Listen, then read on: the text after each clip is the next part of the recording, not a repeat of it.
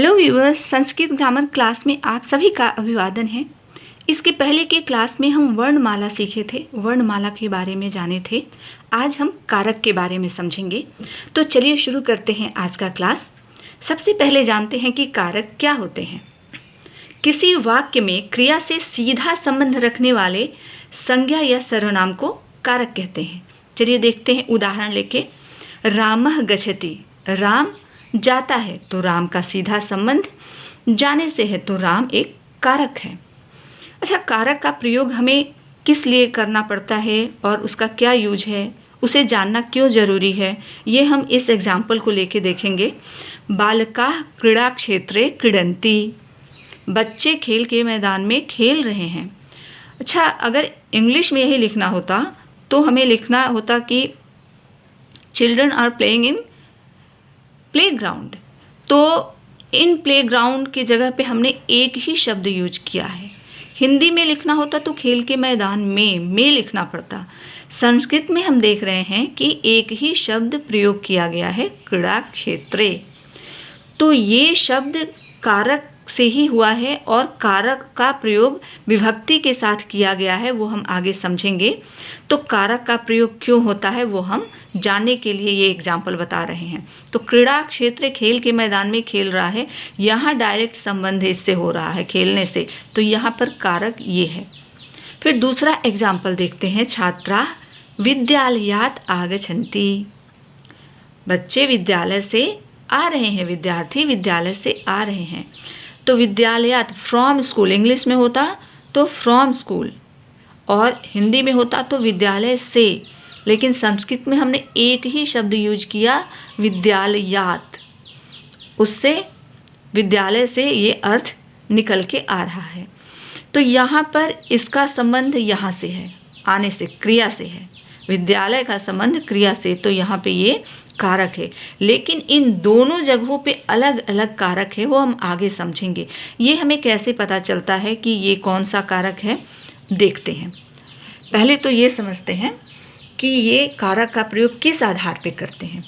शब्दों का क्रिया के साथ क्या संबंध है, इसी के अनुसार किसी भी शब्द का कारक बताया जाता है। जैसे यहाँ पर क्रिया के साथ इसका क्रीड़ा क्षेत्र का, खेल के मैदान में, ऐसा लिखा गया है। यहाँ पर विद्यालय से, यहाँ पर क्रिया का संबंध अलग है, यहाँ पर क्रिया का संबंध अलग है। तो इसी के अनुसार हम कारक का प्रयोग करेंगे। कारक कितने तरह के होते हैं? बहुत तरह के होते हैं। 6 कारक बताए गए हैं, वो हम अभी देखते हैं कि कौन कौन से कारक हैं। तो कारक में पहला कर्ता, दूसरा कर्म, फिर करण, फिर संप्रदान, फिर अपादान और अधिकरण। संबंध और संबोधन को कारक नहीं मानते हैं क्योंकि इनका क्रिया से सीधा संबंध नहीं है। जैसे हम एग्जाम्पल लेके भी देख सकते हैं कि रामः दशरथस्य पुत्रो अस्ति, राम दशरथ के पुत्र है। तो राम और दशरथ का सीधा संबंध है यहाँ पे, लेकिन क्रिया के साथ, अस्ति के साथ इनका कोई संबंध नहीं है यहाँ पे, तो इसीलिए ये कारक नहीं माना गया है। इनका आपस में संबंध है। अधिकरण तो कारक है क्योंकि इसका सीधा संबंध होता है क्रिया से। संबोधन को कारक नहीं मानते हैं, क्यों, वो भी हम देख लेते हैं कि संबोधन को हम कारक क्यों नहीं मानते हैं। जैसे संबोधन हमेशा कन्वर्सेशन, वार्तालाप के लिए प्रयोग में, संवाद में प्रयोग होता है। तो एक उदाहरण ये है कि हे राम त्वं कुत्र गच्छसि, हे राम तुम कहाँ जा रहे हो। तो राम को हम बोल रहे हैं, राम का संबंध अभी यहाँ जाने से नहीं, अभी त्वं आ गया है। त्वं का संबंध गच्छसि से है, राम का सीधा संबंध नहीं है, इसीलिए इसको, संबोधन को कारक के रूप में नहीं लेते हैं। तो आगे हम और कारक के सब भेद जानते हैं, देखते हैं। सबसे पहले कर्ता कारक के बारे में समझते हैं। क्रिया के करने में जो स्वतंत्र होता है, जिसका डायरेक्ट कनेक्शन है। राम घर जाता है, राम का कनेक्शन यहाँ पे है, तो राम ये है कर्ता कारक।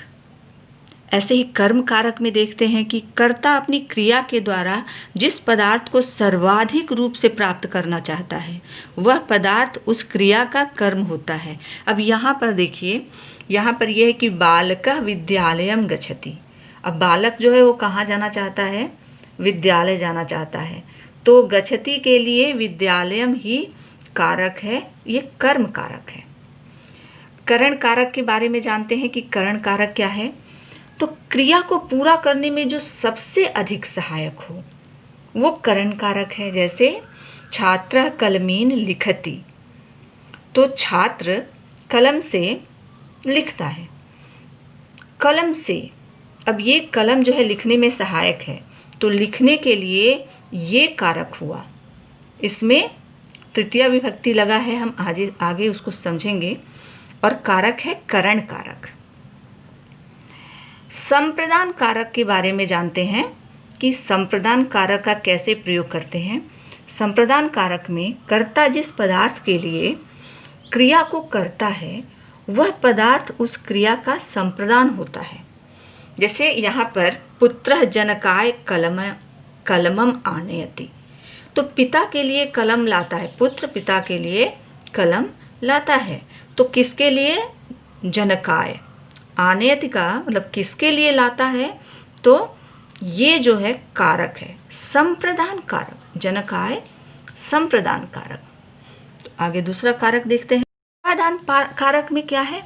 अपादान कारक में अलग होने में जो पदार्थ स्थिर होता है वह अपादान कारक कहलाता है। जैसे एग्जाम्पल के रूप में वृक्षाद पत्राणि पतन्ति, वृक्ष से पत्ते गिर रहे हैं।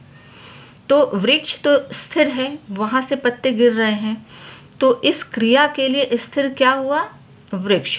तो ये अपादान कारक है। अभी विभक्ति का प्रयोग बताएंगे कि विभक्ति कौन सी लगती है किसके लिए। फिर अधिकरण कारक। अधिकरण कारक में कर्ता की क्रिया का जो आधार होता है वह अधिकरण कारक होता है। जैसे एग्जाम्पल लेते हैं, विद्यालये छात्राः पठन्ति, विद्यालय में छात्रा विद्यार्थी पढ़ते हैं।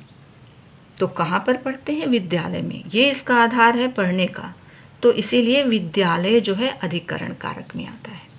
ऐसे ही दूसरा एग्जाम्पल देखते हैं, दूसरा उदाहरण, वृक्षे खगाः निवसन्ति, वृक्ष पर पक्षी रहते हैं। तो वृक्ष पर ये उनका आधार है निवसन्ति, रहने का। तो यहाँ पर वृक्षे अधिकरण कारक है। अभी हर कारक का चिन्ह होता है, वो हम यहाँ पर डिस्कस करते हैं। यहाँ देखते हैं कि कारक के चिन्ह कौन कौन से हैं। तो कारक के चिन्ह देखते हैं। कर्ता के लिए है ने। अब एग्जाम्पल में उसका प्रयोग देखते हैं। पहले हम हिंदी में अच्छे से समझ लेंगे। राम ने भोजन किया, तो राम ने, ये जो है कर्ता है, क्योंकि यहाँ पे ने आया है तो यहाँ पे कर्ता कारक है। यहाँ देखेंगे कि बालक पुस्तक को पढ़ा, किसको? पुस्तक को, तो यहाँ कर्म कारक, उसका चिन्ह है को। जहाँ को आए वहाँ ये समझना है कि यहाँ पे कर्म कारक है। यहाँ पर हम देखते हैं कि वह कलम से लिखता है, तो कलम से, जहाँ पर से विद, इंग्लिश में जो विद होता है, कलम से ऐसा से आता है, तो वो समझना है कि वहाँ पे करण कारक है। इस चिन्हों के हिसाब से हम कारक समझ पाएंगे। मैं पिताजी के लिए फल लाता हूँ, के लिए है, किसके लिए? तो के लिए जहाँ आ गया वहाँ संप्रदान कारक है। बच्चे स्कूल से आ रहे हैं, कहीं से अलग होके कोई आ रहा है, उस जगह से जब हम अलग हो रहे हैं तो वहाँ पे अपादान कारक होता है से। लेकिन इस से में और यहाँ से में फ़र्क है। ये है विद, कलम से लिखता है, और ये फ्रॉम स्कूल, स्कूल से ये अलग होके आ रहा है, तो यहाँ पे पंचमी अपादान, अपादान कारक है। संबंध कारक नहीं है, पर उसका प्रयोग यहाँ देखते हैं कि राम मोहन का भाई है। का जहाँ लगा है, जहाँ पर का, की, के, रा, री, रे, ना, नी, ने, ये सब दिखाई दे वाक्य में, तो वहाँ पर संबंध होता है। जैसे यहाँ पर का है और यहाँ पर है कि यह मेरा घर है, रा, या मेरी पेन है, या उसका, अपना, अपनी, ऐसा कुछ भी है तो वो संबंध है। अभी अधिकरण कारक देखेंगे कि अधिकरण कारक का प्रयोग कैसे होता है। उसका चिन्ह है में और पर। जैसे लिखा हो घर में लोग हैं, या विद्यालय में बच्चे पढ़ते हैं, में आ गया जहाँ पे, तो वो चिन्ह दिखाता है कि यहाँ पे अधिकरण कारक है। संबोधन कारक नहीं है, फिर भी हम समझ लेंगे कि संबोधन का प्रयोग कहाँ पे होता है। उसका चिन्ह क्या है? उसका चिन्ह है भो, हे, अरे। और प्रयोग कैसे करते हैं, कैसे पता चलता है कि यहाँ पे संबोधन है, तो ये निशान रहेगा, हे राम त्वम गृहम गच्छ, हे राम तुम घर जाओ। तो ये देख के हमें जानना है कि यहाँ पे संबोधन है, लेकिन ये कारक में नहीं है, क्योंकि यहाँ राम का संबंध गच्छ से नहीं है, यहाँ त्वम का संबंध गच्छ से हो गया है। इसीलिए यहाँ पर संबोधन को कारक के रूप में हम नहीं लेते हैं। देखते हैं कि विभक्ति किसे कहते हैं। विभक्ति क्रिया के साथ संज्ञा या सर्वनाम के संबंध को प्रकट करने के लिए प्रयोग किए गए चिन्ह को विभक्ति कहते हैं। जैसे कर्ता कारक में ने होता है, उसमें प्रथमा विभक्ति लगती है। अब उसका उदाहरण देख लेते हैं कि बालकः गच्छति, बालक जाता है, तो बालक ने जाता है, बालक जाता है एक ही होता है, वो कर्ता कारक ही होता है, इसका डायरेक्ट संबंध है, तो उसमें प्रथमा विभक्ति आती है। फिर अभी द्वितीय विभक्ति कहाँ आती है वो देख लेंगे। द्वितीय विभक्ति जहाँ पर को होता है और वो कर्म कारक होता है, वहाँ पे द्वितीय विभक्ति आता है। जैसा रामः पुस्तकम पठति, यहाँ पे है रामः, राम पुस्तक को पढ़ता है, को, तो जहाँ पर को आता है वहाँ पे द्वितीय विभक्ति लगता है। तो यहाँ पे पुस्तक का द्वितीय विभक्ति रूप चलता है, पुस्तकम पुस्तके पुस्तकानि, पुस्तकम पुस्तके पुस्तकानि, तो द्वितीय में भी ये पुस्तकम ही है। तो अगर एक पुस्तक है तो पुस्तकम लिखेंगे, दो है तो पुस्तके लिखेंगे, और बहुत सारे हैं तो पुस्तकानि लिखेंगे। विभक्ति में भी वचन के हिसाब से यहाँ पर बदलाव करते हैं। अभी तृतीय विभक्ति का देखते हैं कि तृतीय विभक्ति का प्रयोग और उसका चिन्ह किस हिसाब से करते हैं। से के द्वारा जहाँ हो वहाँ पर तृतीय विभक्ति लगता है और करण कारक होता है। जैसे बालकाः कंदुकेन क्रीडन्ति, बच्चे गेंद से खेल रहे हैं, तो कंदुकेन तो एक बॉल है उसके लिए है, अगर बहुत सारे बॉल होते तो उसका रूप चलता कंदुकेन, फिर कंदुकाभ्याम, कंदुकै, ऐसे चलता है। वो अभी हम आगे के क्लास में डिस्कस करेंगे। तो यहाँ एक ही दिखा रहे हैं, अभी प्रथमा ही दिखा रहे हैं, तो हमें अभी कंदुकेन ही लिखना है। तो तृतीय विभक्ति का ये एक वचन है। ऐसे ही चतुर्थी विभक्ति लगाना हो तो चतुर्थी विभक्ति में के लिए जहाँ पर होता है वहाँ पर चतुर्थी विभक्ति लगती है, और कारक होता है संप्रदान कारक। के लिए मतलब संप्रदान कारक, और वहाँ चतुर्थी विभक्ति लग जाएगी। तो चतुर्थी विभक्ति यहाँ पे है पिता के लिए। चतुर्थी विभक्ति का ये एक वचन है, पुत्रः जनकाय जलम आनयति, पुत्र पिता के लिए जल लाता है, पुत्र पिता के लिए जल लाता है। के लिए है मतलब संप्रदान कारक है और चतुर्थी है।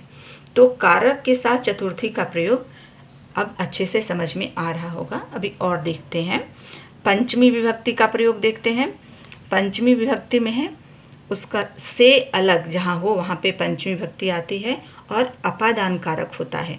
तो एग्जाम्पल हम देख लेते हैं कि एग्जाम्पल में छात्राः विद्यालयात् आगच्छन्ति, तो विद्यार्थी विद्यालय से आ रहे हैं, तो यहाँ पर अपादान कारक के साथ हमेशा पंचमी विभक्ति और एक वचन है।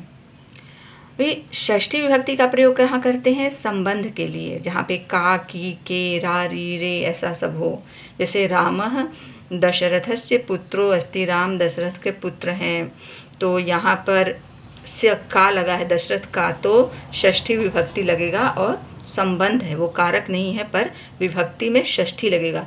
षष्ठी विभक्ति कहाँ पे लगेगा, जहाँ पर का हो, की हो, के हो, जैसे उसका, उसकी, उसके, अपना, अपनी, अपने, राम का, मोहन का, कुछ भी संबंध दिखा रहा हो वहाँ पर हम षष्ठी विभक्ति लगाते हैं।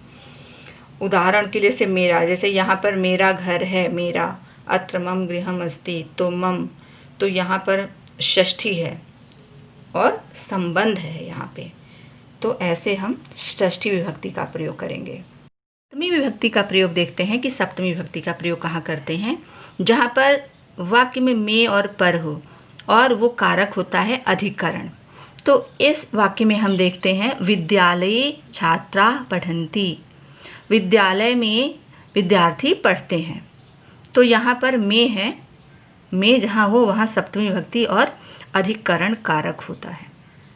ये सब हम रूप पढ़ेंगे तो पता चलेगा कि हमें कैसे कैसे उसका प्रयोग करना है। आगे के क्लास में हम बताएंगे।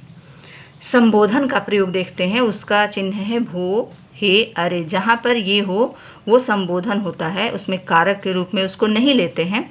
जैसे यहाँ पर ऐसे लिखा है, हे राम त्वम गच्छ, तुम जाओ, हे राम तुम जाओ, तो यहाँ संबोधन है। इसको विभक्ति में नहीं है, लेकिन ये संबोधन है। उदाहरण में, हे बालिके त्वम किम करोषि।